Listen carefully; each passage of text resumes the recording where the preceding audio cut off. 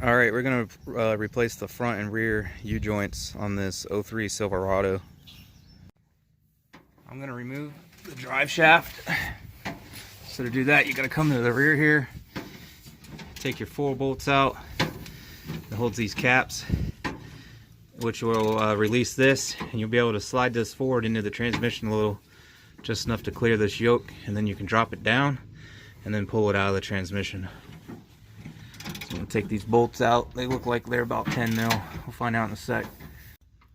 Alright, there's the hardware removed. So for me, I'm not sure if every year is going to be the same or whatnot, but these were 11 millimeter. Going to need a regular open-end wrench like that because you can't get a socket and a ratchet on there. What I'm going to try to do is pry it out. It's just going to be seized up here because of the rust. I sprayed it with PB Blaster. I'm going to get something in there, try to pry it out. Alright, so I just tapped around on the steel yoke some after I sprayed it to help break it up a little bit. And I mean, you can use a crowbar or whatever. I just stuck a 1/2-inch drive extension in here, popped it out. So now, yep, you pull back and it's going to slide out of the transmission, which you should have already seen it slide back, but it's kind of a two-handed affair. It'll just pull out. So there's the front. This is the yoke that goes into your transmission. You don't want to get any dirt and shit on this.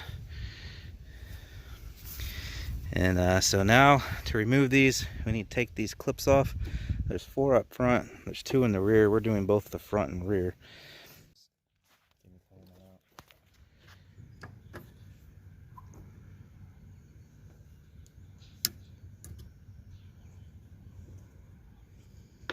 Alright, well, if you're careful enough, you can get it out, but I've seen they shoot out because you depress it enough for it to come out, and then the needle nose slips because it's very thin, and then it shoots out. So that's how you take them out. But if your new U joints come with the clips, then you ain't got to worry about it, do you? Okay, so you're either going to need to vise this thing, which is not really advisable with aluminum, plus it's hollow, you'll crush it, have somebody sit on it or something. Get a socket that fits almost perfect, that you don't care that much about because it's going to get effed up. A little hammer like this is going to take forever. Bigger hammer better. Push it through like that, and I gotta get these things popped off of here, and then we can flip it, get the other cap off, and then it should slide out. So you get that pushed through like that, and then on the other side clamp something down on it, and you'll be able to take your cap off. So then we just got to push this back through. Do the same thing on this side. Anyways, put the socket on, pound it out the other side. Go ahead, turn it, and then you should be able to do the same.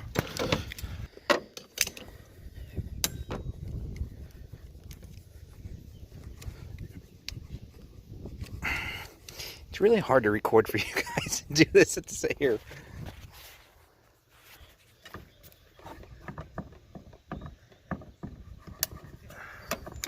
Oh, there it goes.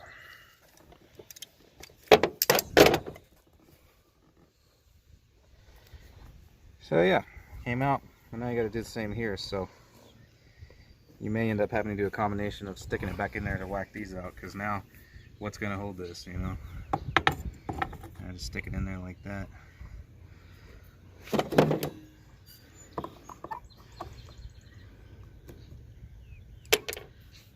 Turn it.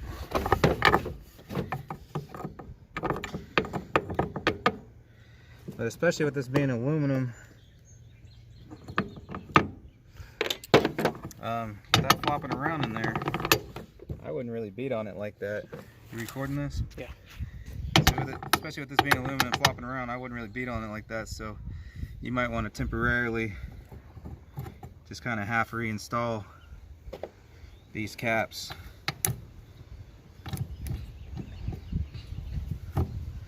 Just until you can get the other one started and get it out. Alright, so this one was a real nightmare. It started moving easier than in the aluminum part, but then once it got to where it started sticking out, it didn't want to move anymore. Switched to my bigger hammer, had to hit it really hard several times, and I actually went back and forth a couple times to try and loosen it up. Of course, PB Blaster is going to help in there. Finally got it. My I kept getting locked on, but my vice grips kept slipping. It wouldn't turn, but I finally got it out enough, beating the crap out of it, to where got the cap off. So, you know, worst case scenario, you get it to move some, but can't get it out. This one was already busted. I was getting ready to just break it up. That way I could get that side through and get that off, but we finally got it. So, just got to manhandle a little bit. So once you have them all off, it'll pull out. And then you're going to have to install your new one kind of the same way. So we still got the other end. Now the U joints for front and rear are different, so make sure you get the right ones to stick in whichever end you're doing, or make sure you get the right ones in the right end if you're doing both like we are. So it may look slightly different depending on what brand you end up getting and whatnot, but this is the front of the yoke that goes in the transmission. This is the one we were just working on here for the yoke. This is the one that's going to go on it. So for the front, it looks like this. These squeeze down into these caps. Your rear one is going to have these little grooves here, and it takes these little C-clips, and we'll show that on the reinstall. But that's how you can tell the difference. That goes for the rear, where the little caps with the bolts go over it, and there's your front. Just as a tip, we weren't going to show this side, but since I ran into it, if these stick, for one, if you can only get one side to pull out, you can just tap it with a screwdriver and a hammer so that the other side will come out. And also, you're going to see some that are way rustier than this, so you're going to have to spray the crap out of them. And you know, they might even break. You might not be able to get them out, and you'll just have to hammer through it. But if they stick on you, you can adjust them one way or the other with a hammer and screwdriver so that you can get it out. I had to do that on this side for some reason and not the other.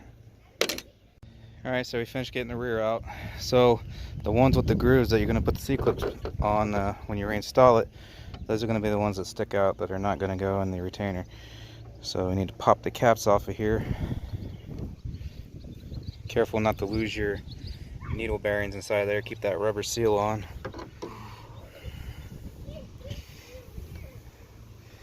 Okay. Also, I'm going to stop here because we want to clean that shit out, because we don't want to get any of that in this grease here where the bearings are going to be dirt and whatnot. So you want to clean these out real good before you stick it in there. And then once it's in there, we'll slide the caps carefully back over it. You don't want to beat on them and whatnot, but we'll get to that in a second after I clean these holes out. Alright, so I just noticed this one has this hole in it here, and that's because you're supposed to stick this little cap in it there so you can put a grease gun on it and grease it. So we'll want to do that after it's installed. Don't forget to stick that in there. And check yours to see if it's the same way.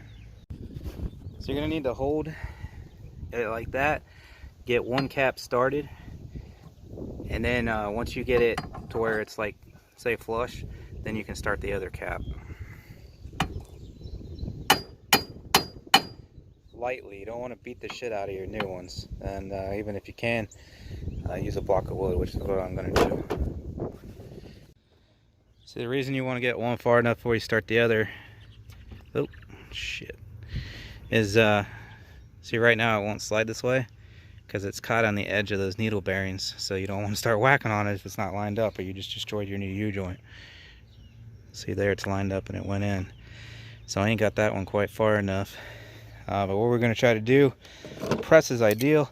I'm going to use this big ass C-clamp and stick on there. Once we have this aligned somewhere in the middle like that, that way we know the needle bearings are lined up on both sides, I'm going to try to push it in with my C-clamp, because you really don't want to beat on the new one, so hopefully the C-clamp will do it. Alright, so I got it positioned. You want to keep it in the middle like that, that way you don't catch. This is working beautifully. You can see it's going in right there. And then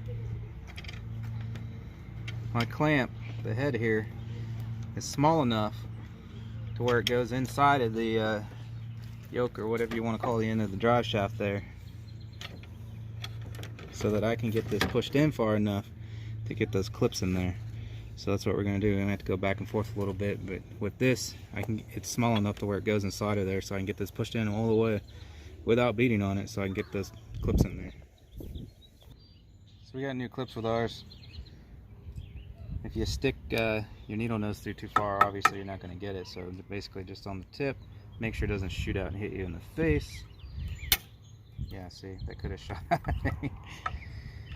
Let me try this again.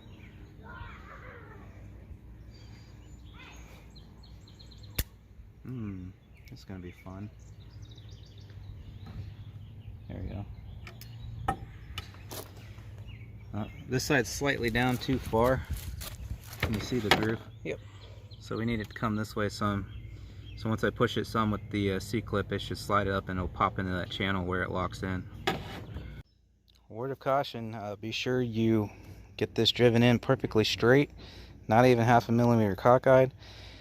See, like this, how this is offset, where it's towards the top. We started it like that, and it's because it slipped. We didn't intend for it to do that, and it kind of got cockeyed, and we stopped and fixed the problem. So you want to have whatever you're pushing it in with, or be as center as possible, and watch it and turn slowly. You don't want it offset like this.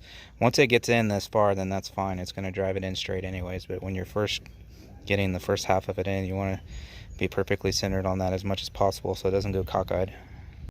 Alright, so on the one end, the C-clamp worked amazing. It's not working so great here. What I did on this side,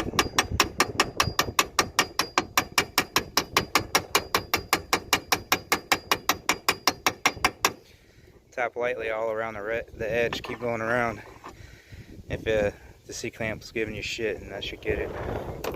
Don't know why, the other side the C-clamp worked great on, but on this side not so much. Maybe it's the, okay, I don't know. Alright, so they're fully installed. Some of them we had a little bit of trouble getting it into that lip that it snaps into. If that's the case, you can, some of them we put this on and lightly tapped on it with the hammer and then they popped in. This one I had to depress it slightly and turn it and see which way it would go in, and then it went in. So now we're ready to reinstall it. You're going to slide this into the transmission first. Again, make sure there's no crap on this. And in here you got your little teeth that'll line up. So when you got to put it in the transmission, it needs to be nice and straight, and you're going to have to wiggle back and forth a little bit to get those splines to line up, and then you can slide it in. If it doesn't go in, it's because you're caught, so don't beat on it. Alright, so like I said, you got to hold this level so you can get it lined up, and then once you get the teeth lined up, you might take some wiggling and whatnot. Have somebody lift the back of the drive shaft, and then you can shove her in there. Alright, the torque spec for these bolts is 15 foot-pounds of torque. Again, these are the little ones, they're 11 mil.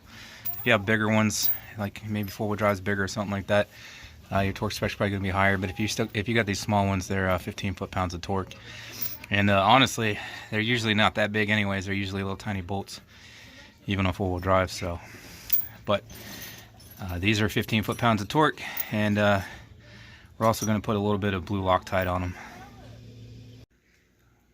My apologies, because we forgot to show the C-clips going onto the U joint in the rear. Part of the reason I forgot is because he slipped them on there when I wasn't looking, and we forgot to show it under the truck afterwards. But you can actually pop those on while the drive shaft is off of the truck. It doesn't have to be on. You just will snap them on there, and you just put those caps back over with the bolts on and make sure they don't catch on it. But that basically, those C-rings will kind of butt up against the back of those caps on the rear, and that basically keeps it from sliding back and forth. So again, sorry for the inconvenience, but pretty self-explanatory. Just pop them on there even while the drive shaft's off, and just make sure they don't catch when you put your caps back on. But hey, if the video helped you out at all, please hit the like button, and thanks for watching.